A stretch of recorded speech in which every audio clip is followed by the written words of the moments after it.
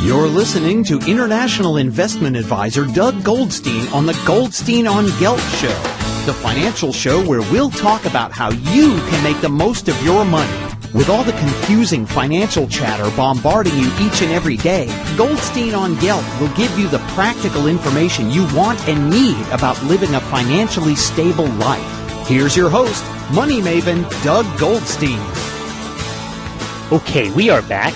We are talking to Penny Sanseverya, who is the CEO and founder of Author Marketing Experts. She's also a best-selling author and internationally recognized in the book marketing and media relations area. Her company, in fact, is one of the leaders in the publishing industry, and she's got a number of great strategies for helping authors publicize their book. Penny, it's a pleasure to have you. Well, thank you so much for inviting me to be on your show. I'd like to understand a little bit more about the world of publishing. It's never been easy for authors, but frankly, it seems even harder and harder these days, especially with so many more books coming out. If someone was starting as an author and wants to be an author as a business, what would you suggest? Well, I think, just to cycle back to your point, yes, there are more and more books published every day. 1,500 books published. Now, that does not include all of the ebook numbers, so that has not been calculated or tabulated into that number.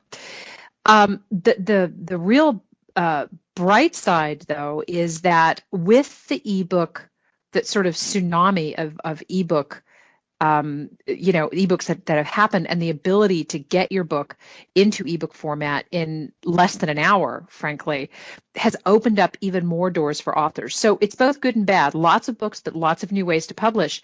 The first thing that an author should look at is, what's the landscape? A lot of authors go into publishing and don't take the time to realize that, like anything, this is a business. You would never open up a store in a shopping center or a strip mall without doing the proper research. I'm always amazed at how many authors get into publishing, throw a lot of money at a book without doing the research. Is there a market for it? What is the best time to release the book? What do you need to do to prepare for that book launch? A lot of good questions, and all of which should be addressed prior to that book being born, so to speak. When you say the author is getting into publishing, do you mean that he's publishing himself, or that he's actually working with some sort of publisher? Well, frankly, both. I mean, even if a publisher chooses to publish your book, so even if a Random House or a Simon & Schuster steps in to publish your book, I mean, hopefully they've done the research and they know that there is a market for the book. But frankly, they're not always right, and we see that by the amount of books that they fail. That fail, right? So, but yeah, you have to take responsibility for this product, because it is your product. It is a book, and hopefully it's something as part of a career that you want to grow. And remember that regardless, it doesn't matter how you are published, you still have to market your own book. Can a person become a book author as a career? Oh, yes, absolutely. But it takes time. You don't wake up one day and decide, oh, I'm going to do this. I don't like my job, or I lost my job, or whatever. It takes time. So I would make achievable and realistic goals, because if you don't, you're going to end up 6 months down the road thinking, why isn't this working? Well, it's not working because everything takes time. And the other piece of this is that, you want to build your platform. So the earlier that you can start with that, and in some cases, it's just a matter of putting up a website and getting out and starting to blog, building a Facebook page, those types of things that start that online conversation and help you get dip your toe into your market. Okay, so let's talk about those types of things. Social media, which is so big these days, 600 million users on Facebook. There's so much material that we're bombarded with every day. How can an author stand out? Well, an author can stand out by, it's real. I'm so glad you asked that. I was at Blog World last week or week before last. I can't remember. They all sort of flow together. And one of the topics that came up over and over and over again is you have to be relevant. You have to be relevant. You have to have interesting content. So I think that the biggest issue for authors is, if you're going to get out there and start talking, how are you different? How are you different from everybody else? I understand that your book is different, but you have to relay that in a manner that people are going to be able to grasp very quickly, because most of us don't have a lot of time to figure something out. So if we see a website, for example, we're not going to spend 10 minutes trying to figure out what this author is doing and how they're different. You have to be super clear with that. So the first step in getting online is figure out how you're different. What is your message? How are you unique? And then how are you going to share this message with the world? Because a lot of times we don't do our homework.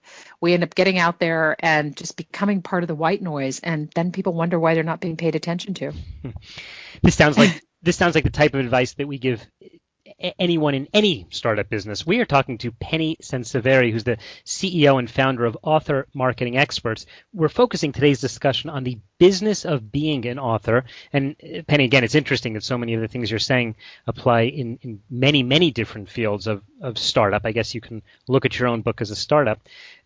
So you were commenting on how you need to make yourself stand out because there's so much coming in and people have to recognize who you are very quickly, which I think is creating a lot of authors to have the feeling that they have to dumb down what they're writing in order to appeal either very quickly or just to the lowest common denominator. On the other hand, that's frankly a little bit offensive to some people who are writers. Yeah. Where's the best way to go if you want to be, again, we're talking about being economically successful as a writer? Well, I mean, I think that, instead of saying dumbing down the message, because I get that and I don't like it either, but unfortunately it tends to be a lot of what people have to do. You really have to simplify it. You have to simplify it, and if I am going to be attracted to a message, it has to really matter to me. It has to really hit my hot buttons. So I think, an author needs to know what the hot buttons are of their reader, because a reader, people will beat a path to your door if you offer them a solution to a problem. And that's the thing. Publishing is a business, and like a business, you're offering a solution. Whether you're selling jackets, whether you're selling widgets, or whether you're selling books, you're selling a solution to a problem. Even if you're writing fiction and the book is solely for entertainment, that is also a solution. It's an escape. People like to lose themselves in a good fiction book. So remember that it is a business. And I hope I answered your question, because I know it's such a big topic. Well, just for example, one of the things I've realized is that as a financial advisor, my day job is that I do financial planning and investment services for clients around the world, and I get email. I must get hundreds of emails a day from people who are trying to catch my attention, and quite frankly, I don't read them all. So anyone out there who sends me these emails, you should know I don't usually read them. But if there's something very short and really, really to the point, I'll read it. So I'm wondering if it's not that it has to be dumb, it just has to be to the point to catch my attention. But do you think people have the patience to follow a book or even to read a whole book like they used to? Oh, I do. I mean, I think that, there's a really, really good book out right now called The Shallows, What the Internet is Doing to Our Brain. And they talk about that, we have diminished attention span and everything, which is part of the reason why Twitter has been so successful, because we really have, we have the attention span of a tweet. At some 140 level. Letters, yeah. It's 104, right? It's a little frightening. Yeah. But I think that we are very selective about the messages we follow, because, like you, we all get a lot of information and we don't read it all. But I do believe that if the information is relevant, so there are certain bloggers that I will always follow. So like, for example, the Social Media Examiner and Guy Kawasaki and some of these internet people, because it's a specific interest to me, and they have proven to me time after time that their information is relevant, timely, and it is something that I can implement. And you have to win that trust for your consumer. That's part of the reason why success in publishing takes a while, because you first have to earn the trust of your reader before that reader is going to invest their money. I don't care if it's $15 or $20. Mm-hmm. It's still an investment on their part. They are investing not just the money, but their time in reading what you've put in that book. So you have to first earn their trust. And you probably have newsletters and things that you read, and you do that because they've earned your trust. Sure. So the future of books, I got an iPad not so long ago, and which is fabulous because I travel a lot and I have my whole library, or in fact, I have many libraries always with me when I want. What do you think about the future of printed books versus ebooks? You know what? I think that they will always peacefully coexist. I do think ebooks are outselling print books for many publishers by about 30%, so that's a pretty big number. But it's sort of like back in the 60s, I think it was, when paperback books were introduced and everybody thought, oh my God, we don't know what we're going to do with these. Who wants to read a book in paperback? And now both hardcover and paperback do peacefully coexist. And I think the same thing is true for ebooks. I still love to read printed books, even though I haven't my iPad. I love my iPad, So I think that if anybody is publishing these days, you've got to make sure that your book is available in all formats. That's just part of the, it doesn't necessarily mean it has to be in hardcover, but it's got to be in digital, because that will not only help to increase your sales and the availability of the book, but the exposure of the book, because you can get into more markets that way. Sure. We are talking to Penny Sanseveri, who is the CEO and founder of Author Marketing Experts. Her specialty is related to marketing books on the internet, right? That's right. So being that people are able to market on the internet, doesn't that diminish the value of the major publishers? Because that used to be their big thing. They would get you out there. But now that you can do it yourself, do they really bring value to the table? The traditional publishers, I'll tell you something. They really have become, and I have a lot of people that work in publishing, so I just want to say this as a caveat, but they've become less relevant as more opportunities have opened up. And several publishers, Penguin and Simon & Schuster, are starting self-publishing arms.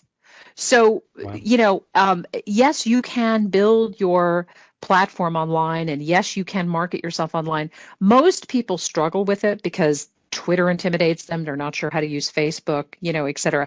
But publishers haven't really marketed the books. I mean, the majority of the books that they publish have not received marketing support for the last 5 to 7 years anyway. Because we've been in business for 12 years. I know it's scary. We've been in business for 12 years, and 90% of, I would say even higher percentage of the books that we've worked with from major publishing houses have not received any traditional marketing support at all. Wow. Okay. So I guess we're gonna see the whole market really change. Listen, Penny, we're just about out of time. I'm very sorry, because this is fascinating, not only as an author myself, but as a businessman, and I know a lot of the people who listen to the show are in business. So everything you're saying, I really think applies in many, many different businesses. But in the last few seconds, could you just tell people how could they follow you or learn more about what you're doing? Absolutely. Our website is amarketingexpert.com, and you can find links to our Twitter and our Facebook. We have a bunch of free webinars that you can learn more about publishing and marketing. We also have a newsletter that goes out every 2 weeks, which is packed full of information. If anybody has any questions, they can reach me directly at Penny, Penny, at amarketingexpert.com. And like you, I get a ton of email, so it may take me a little bit to get back to you, but I do try to respond to all the queries that come in. But thank you so much. I've really enjoyed being on the show. Okay, Penny Sanseveri from Author Marketing Experts. Thanks again. Thank you. You've been listening to the Goldstein on Gelt Show with money maven Doug Goldstein. Doug's weekly radio show is heard around the world, but if you miss it, you can download the podcast at www.goldsteinongelt.com. The Goldstein on Gelt Show gives you up-to-date financial ideas so you can get on the path to financial freedom. If you'd like your questions answered on the air or off, send Doug an email to doug@profile-financial.com. It's your money for your future, so join Doug every week to build your wealth on the Goldstein on Gelt Show.